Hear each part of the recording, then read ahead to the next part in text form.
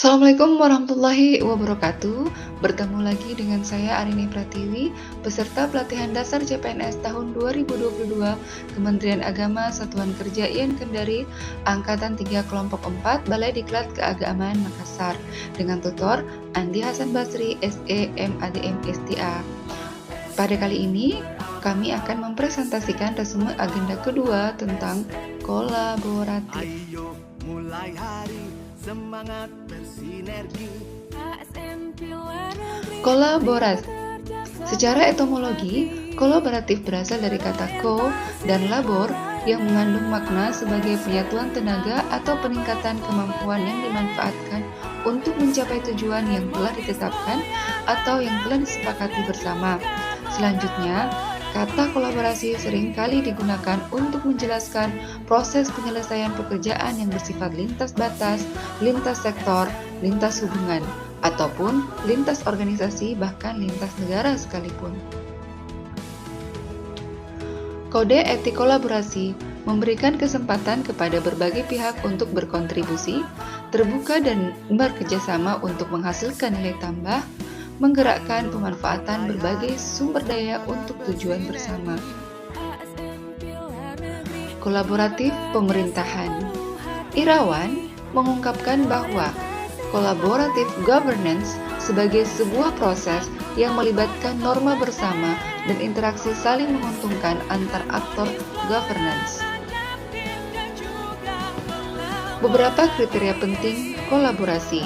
Yang pertama, forum yang diprakarsai oleh lembaga publik atau lembaga. Kedua, peserta dalam forum termasuk aktor non-state. Ketiga, peserta terlibat langsung dalam pengambilan keputusan dan bukan hanya dikonsultasikan oleh agensi publik. Keempat, forum secara resmi diatur dan bertemu secara kolektif. 5. Forum ini bertujuan untuk membuat keputusan dengan konsensus bahkan jika konsensus tidak tercapai dalam praktek.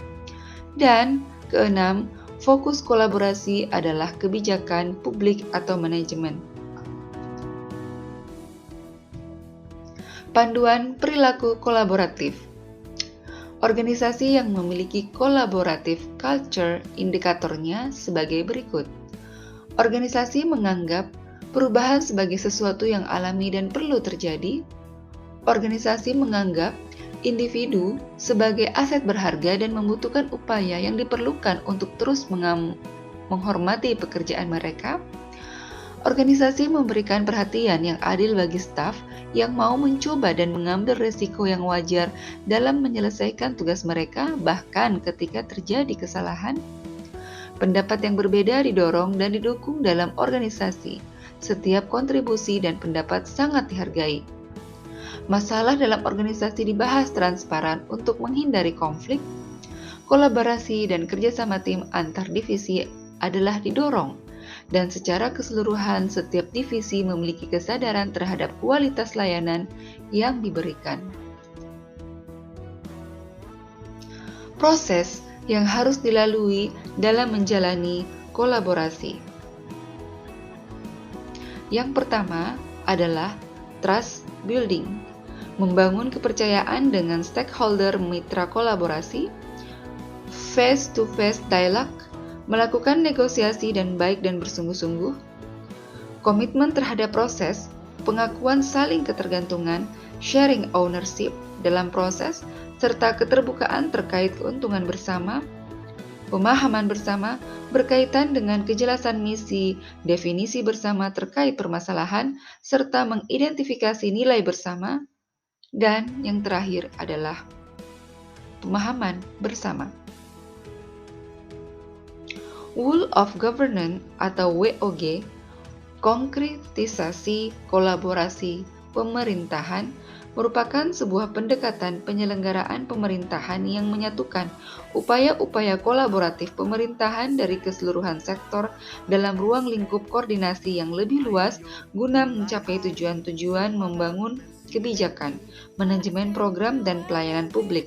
Oleh karenanya, WOG juga dikenal sebagai pendekatan intelijensi, yaitu pendekatan yang melibatkan sejumlah kelembagaan yang terkait dengan urusan-urusan yang relevan. Keuntungan dari Whole of Governance. Yang pertama adalah outcomes focus, berfokus pada outcome yang tidak dapat dicapai oleh KL sektoral secara masing-masing. Boundary spanning, implementasi kebijakan tidak hanya melibatkan satu instansi tetapi lintas instansi. Enabling WOG membuat pemerintah lebih mampu menangani tantangan kebijakan yang kompleks. Strengthening prevention, WOG mendorong pencegahan terhadap masalah yang mungkin berkembang lebih jauh.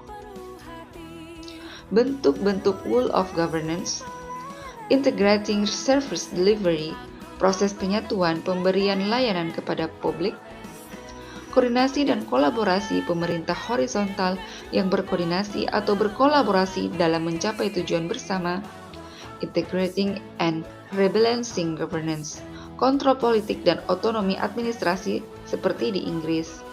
Dan yang terakhir adalah culture change, konsep-konsep social glue atau perekat budaya organisasi. Nah, begitulah inti dari pembahasan dari agenda kedua, yaitu kolaborasi. Terima kasih atas perhatiannya. Sekian, wassalamualaikum warahmatullahi